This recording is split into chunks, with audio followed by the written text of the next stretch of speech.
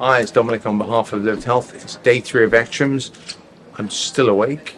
I found somebody else who's still managing to stay awake. Marieke, my friend, has MS as well. She's here as a journalist, but we wanted to talk to you today about how MS impacts employment. So hi, thanks for joining us. And thanks for having me, finally. So what do you do? When I say journalist, Yeah. is it a full-time job? Do you work for a newspaper? How does it work? Well, actually, I think of myself as I used to be a journalist before I got MS, but it was very stressful. So I think it actually attributed to me getting MS. These days, I'm a freelance copywriter because that's where my heart lies, and that's what Tell people who don't know what copywriting is. Copywriting.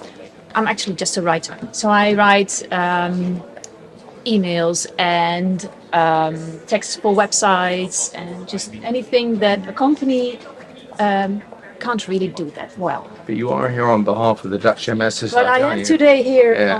on behalf of the Dutch MS Society as a journalist. So I put that hat back on Right, okay. for these days. But you're an MS journalist for an MS Society at an MS meeting, so everybody kind of gets that MS may be.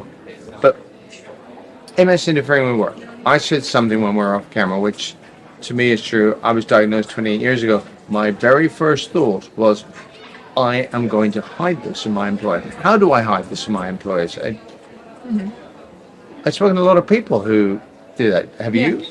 No, actually, I didn't. And it's interesting that you say that because I was at a session yesterday, and they said that that has a negative influence on people's quality of life because you have to hide things all the time. Yeah. So that's very straining.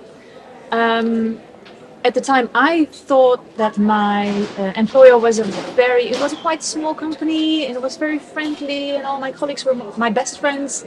And I thought I'm just going to be open with this because they obviously know that something's wrong. How did that work out for you? Well, not really great. So I got a lot of pity faces. Oh no, oh my God, you're gonna die now. Okay, bye.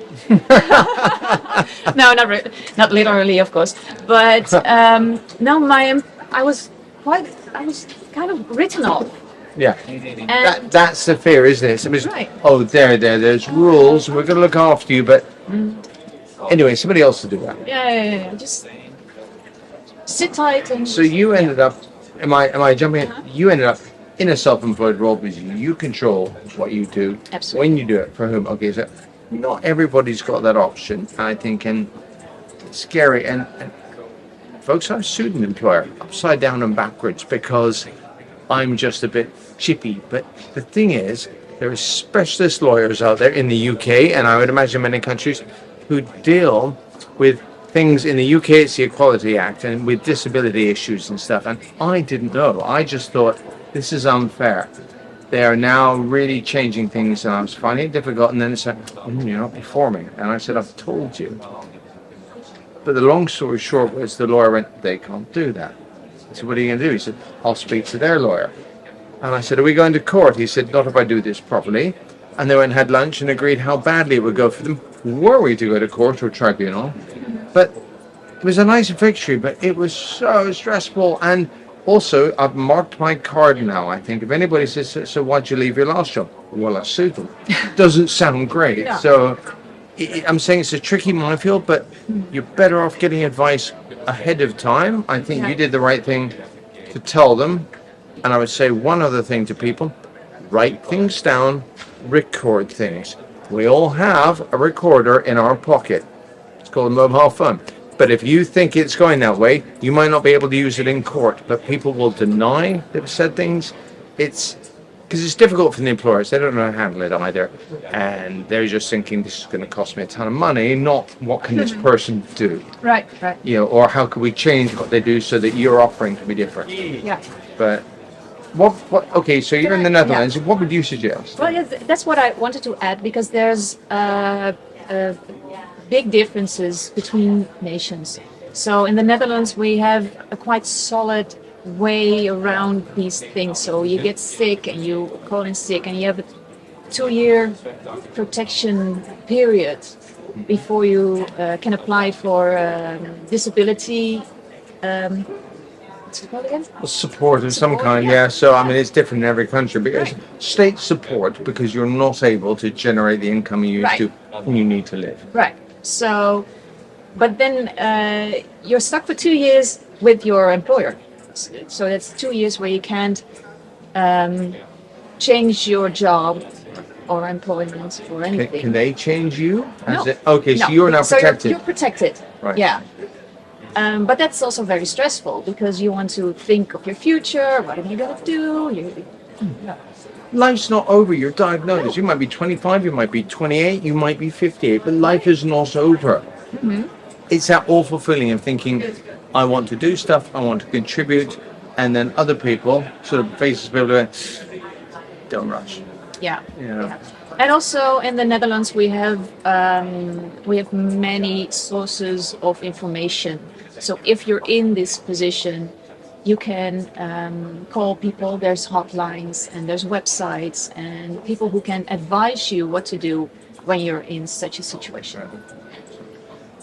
I guess to wrap this up, wouldn't it be lovely to give you an answer and say, it's this, this, and this, and it's not. But I would encourage anybody who's having concerns, write everything down, who I told, when I told them, what I told them, put it in emails, put it in letters. If you're disclosing, be nice about it.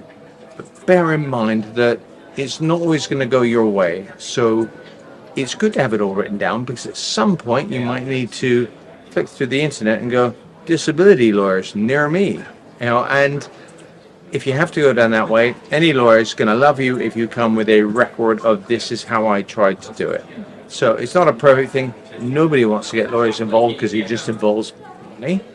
And don't forget, if you think I can't afford a lawyer, these kind of things, if you have a case, the lawyer will tell you and they will do it on what's called the conditional fee arrangement or something. So if the lawyer knows they can win, they'll get the costs out of the employer and you won't be paying anything, which is kind of cool because you shouldn't really be in this situation anyway.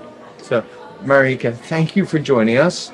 I can see you're the reasonable one and I'm the soon. But it's I think we need to keep both things in our heads and just not pretend that it's not a potential outcome.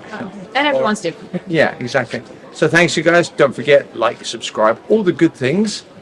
A bit rubbish saying that as an old YouTuber, but hey ho. So we will catch up with you in the next video. All right, bye-bye. Lived Health will be bringing you on-the-day highlights from Europe's biggest annual MS conference, ECTRIMS 2022. Make sure you're subscribed so that you don't miss out on the latest updates in MS treatment from across the globe.